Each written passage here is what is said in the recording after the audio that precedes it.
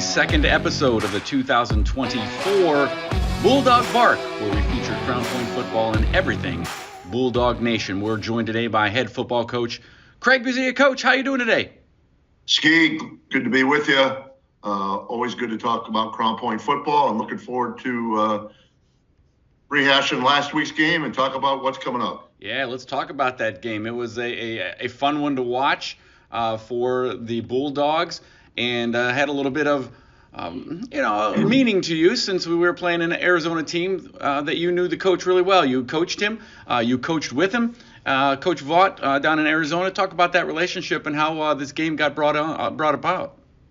Yeah, we talked about it for a long time, and finally it came to fruition, and we just never knew if it was ever going to get pulled off until he really landed here, and he landed in Chicago and got here. So when the bus was pulled up on Thursday, it was great to see him again, and we had a lot of good things going on between the two teams, and had a cookout and had put some dodgeball together and did some team bonding activities. But Friday it was time to strap it up, and I'll tell you, it was a little bit different coaching against a former player, a former assistant of mine, looking across the sidelines, and then obviously when the game's going on, you want good things to happen for your team, but afterwards when you got to go over and shake his hand, and you feel bad for him just from the standpoint of that's how he had to get his season started, and really his first ever varsity coaching stint was against us, and didn't go well for him, but he'll get it together, I'm sure. We appreciate him and Arizona College Prep coming down and coming up and playing us, and it was a really pretty neat deal. All when you talk about everything that was happening that Thursday and Friday. Well, I talked to Coach Vaught after the game, and he had some really nice things to say about you in the program. It's hard to put it into words. It felt like destiny for this to happen. And we took this game for our team because we knew how good Crown Point was, and we knew it was going to be really hard for us to win this game, but this game is going to make us better going forward in our season. But for me personally, it means a lot to have some former teammates here, and Coach Buzz and all the other coaches over there. It really means a lot, and this was a blast to me, for me. Yeah. Well, it's more than one thing, but I would say the number one thing is the community that he builds.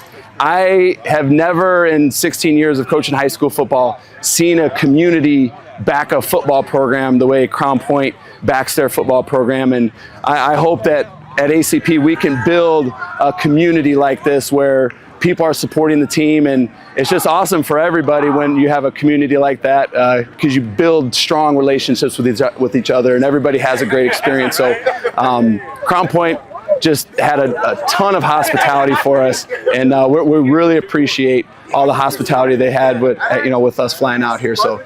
All right, Coach. Well, he enjoyed the entire weekend as well, and you guys had some really good play on the football field on Friday night.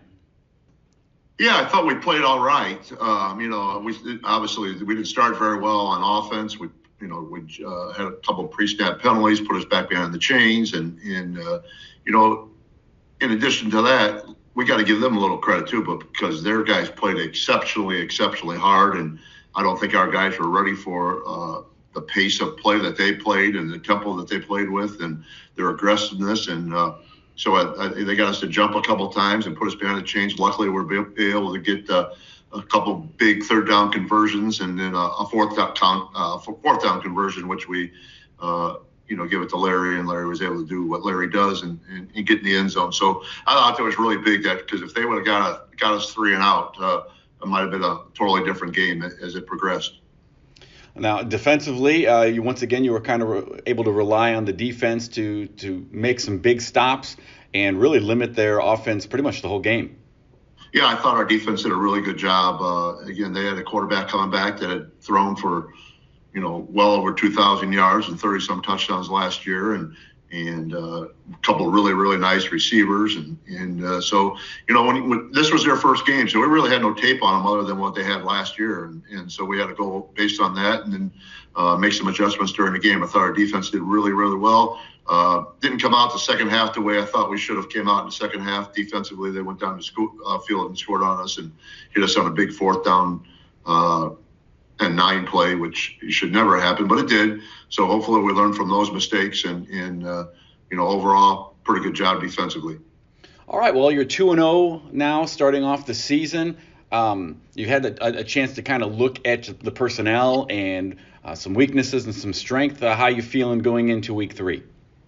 That's a good point. We divide our season into really 3 parts. The first one is the 2 non-conference games to start off with. Then we get into our 7 conference games, and then we get into the postseason. So the first part is over. You're exactly right. We're evaluating some things. We think we need to we're always looking to change not only things schematically, but personnel as well. And we continue to do that. Monday was Labor Day. We had a pretty extensive practice for about 3 hours, just looking at different type of things, shoring up some things on all sides of the ball, and including our special teams. So we'll make the necessary changes and get ready to go for a big game this weekend. Well, let's take a look at the Station 21 Players of the Week. We'll start first on the defensive end. No surprise, once again, defense goes to Josh Miller. Our defensive staff takes great pride in who they nominate for this award. And I know there was several different people that they came up with, but in the end, it was a repeat winner, Josh Miller. Just what can you say? 3 sacks and really brings the intensity and on our defense, and our guys really rally around that. And like you said, we had some pretty good performances other than Josh, but in the end, defensive coaches thought the award goes to Josh Miller. So congratulations to him. Offensively this week, the offensive team chose Austin Reading. Yeah, Austin Reading, what can you say about this guy? He's a junior offensive guard for us that started for us last year as a sophomore. By Dueling Conference or 6A football standards, he's probably a little undersized for that position, but he makes up with it with tremendous technique, tenacity, and he had 4 or 5 blocks where he pulled, where he literally put the defender on his back and just played a tremendous game for us on offense. And Coach Cicero even says he doesn't like to give any type of an award to a single player on the offensive line because they're all one, but it was hard not to give it to Austin this week, so congratulations to him. Special Teams Player of the Week this week goes to Oliver Brewer, your kicker. Yeah, Oliver Brewer's continuing doing a great job for us. Had a few touchbacks, put the ball where he wanted to on some of the other kicks. Was perfect on PATs, and only a sophomore. We think Oliver Brewer, if he puts the work in, which he's shown that he's willing to do, in 2 years when he graduates, 3 years when he graduates, he may be the best kicker that's ever played at Crown Point High School. He's got a bright future. This week, the bone-crushing hit of the week goes to Lucas. Yeah, Lucas Zimborski, and ironically, not on the defensive end. It was on the offensive end where he was playing wide receiver and not only knocked this guy down 1 time, but 2 times when the guy got back up, put him on his back, and then as if he wasn't done, found another defender and put him on his back. So he essentially had 3 pancakes on one play, and again, he brings the intensity that all our guys need to play with because when he steps on the field, he definitely plays for keeps. We also give out the Station 21 JV Players of the Week. Another good game this week by the JV team, going 2-0. Defensively, Max Gurney. Yeah, our JV team had a tremendous comeback win over a Chicago powerhouse program in Chicago Marist, and we were down 12-0 at halftime, and our JV rallied and maybe was a little tired getting off the bus when they made that trip at 9 o'clock, but they rallied and for a big win against Marist. It was really, obviously we can't get there on the away games, but we watched the the film of it, and our guys just played tremendous and rallied and won the game. And Max Gurnick did a tremendous job in the defensive secondary and had a big pick. And Max is only a freshman, so you're going to hear his name a lot. Matter of fact, I think you heard it last week on the Bone Crusher as a freshman in the varsity game. So he's a guy that to keep your eyes on and did a great job for our JV. Offensively, Ben Keller. Yeah, Ben Keller had 4 or 5 big catches at the tight end position and took one to the house and another guy that he's playing behind some pretty good athletes on the varsity, but when his name was called on the JV, did a great job. And how about the Scout Players of the Week this week? There were 3 of them: Carson Newhall, Jaden Sadler, and Ethan Zilkowski. All those guys have done a fantastic job in regards to getting our offenses and defenses ready. And I can't say enough about how our coaches have been getting our scout teams prepared. That's a huge part of what we're doing. And if we don't have a good scout team to go against, then usually it shows up on Friday. But our coaches have done a great job of getting them ready, and those 3 guys are certainly deserving of the award. Congratulations to all these Station 21 Players of the Week on 2 victories this week. One against Marist for the JV, and of course Arizona College Prep for the varsity team. We're going to return and talk about next week's game against the Maryville Pirates as we start the DAC play. We'll be back in just a second. And once again, thank you to the Nicola Group for sponsoring today's Bulldog Bark. We'll be right back.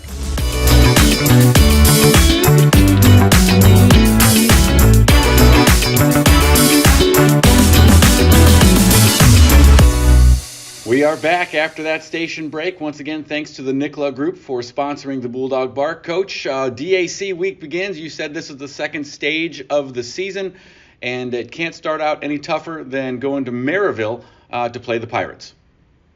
Yeah, it's as tough as it gets. They're the number 1 team in the state for a reason. They have tremendous talent up and down the offense and defensive sides of the ball. I mean, just lightning quick, very physical, great size, virtually, I think 16 or 17 returners returning from a semi-state team last year. And they are the real deal. And we look forward to playing them because we know after we're done playing those guys, they're going to expose a tremendous amount of our weaknesses, and it will give us the opportunity to improve as we go on. But certainly our biggest challenge of the year, no doubt about it. On paper, how do you feel you stack up against them? They've got a little bit more experience than us, and obviously, anytime you play a Maryville team, you worry about speed, and we just can't duplicate that speed in practice. If this was a track meet, it wouldn't be pretty. But fortunately for us, it's not a track meet, and we can't allow it to be a track meet. They have just tremendous quickness. I mean, sometimes you think about, team speed, you're thinking about offense and the weapons they have, which they certainly do at every position. However, defensively, they are lightning fast, run to the ball. Several Division I signees are on their defense. I think 3 or 4 of them at this point. So, they're loaded. They are a loaded team. That's why most people are picking them to win the 5A state championship, and rightfully so. So, we're going to have to play our best football and hopefully get a break or 2. And if that happens, we'll be in the game. But we certainly can't let this thing get away from us early because they are a tremendously explosive football team. First road game of the year this year for the team as you head over to Demaree Stadium. How you been preparing? Anything different in having to go into a hostile environment? Well, we've played in them before, not this group. Obviously, we've played at 2 home games, which is totally different. But I think our fans will travel, and hopefully there's not too big a home field advantage by Maryville. But it's just one of those things that you got to get on a bus, you got to go play, and we train our guys for situations like this, and we hope they respond. And it's not going to be a long bus ride, right? But when we get there, hopefully, we got to be able to play the game like it's supposed to be played and get focused. And like I said, I think that first quarter is going to be a big deal for us because of exactly what you're saying. New environment and you let a team like this get ahead of you and you'll be in trouble. So hopefully our guys get off the bus and we're ready to play. All right, well, Coach, we wish you the best of luck. That's going to be Friday night, 7 o'clock at Maryville High School. It's the Bulldogs going up against the Pirates in the first game of the DAC conference action. We wish you the best of luck, Coach. We'll see you on Friday night. Thanks, Guy. We're looking forward to it and also looking forward to seeing you next week. All right, well, we'll be back next week with more Bulldog Bark brought to you by the Nicola Group. And we'll see you and hopefully have a great game to talk about. We'll see you next time on the Bulldog Bark.